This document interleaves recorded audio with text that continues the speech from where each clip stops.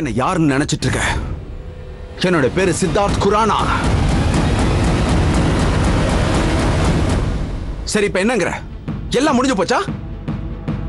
இதுக்கு முன்னாடி நான் இந்த மாதிரி பேசி நீ பார்த்தது இல்லைல்ல?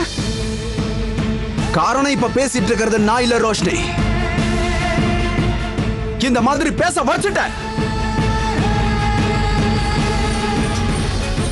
இந்த மாதிரி கடுமையா, இந்த மாதிரி கோபத்தோட நீ தான் என்ன பேச வச்சிருக்க ரோஷினி.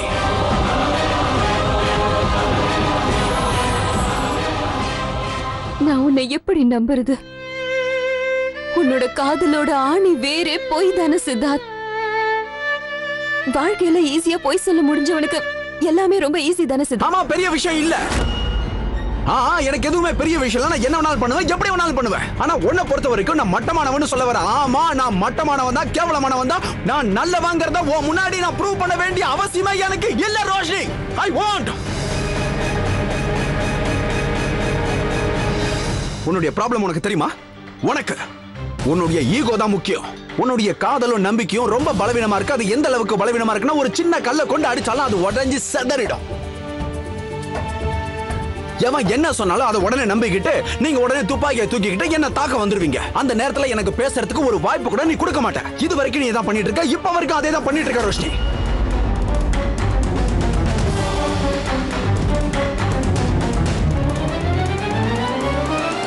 அட, உனக்கு சாட்சி வேணுமா? சொல்லு ரோஷினி. சாட்சி வேணுமா?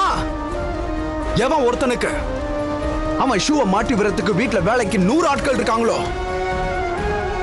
எவனுடைய வீட்டுல கார் 100 வண்டி லைன் கட்டி நின்னுட்டு இருந்ததோ, அவன் அதை எல்லாத்தையும் விட்டுட்டு உன் வீட்டு வாசல்ல பிச்சைக்கார மாதிரி வந்து நின்னுட்டு இருந்தான். அது ஏன் தெரியுமா? ஏன்னா உங்க வீட்டுல அழிஞ்சிட்டு இருந்த உறவுகளை சரி பண்றதுக்காக வந்த. உனக்கும் உங்க அம்மாவுக்கும் நடுவில் இருந்த டிஃபரன்சஸ் ஒழிக்கிறதுக்காக வந்த. நீ எவ்வளவு விஷயம் என்ன பத்தி கேட்ட, நானும் எவ்வளவு விஷயம் பேசினேன். என்ன எவ்வளவு கேவலப்படுத்திட்டு இருக்க, எல்லாத்தையும் நான் பொறுத்துக்கிட்டு இருக்கேன்.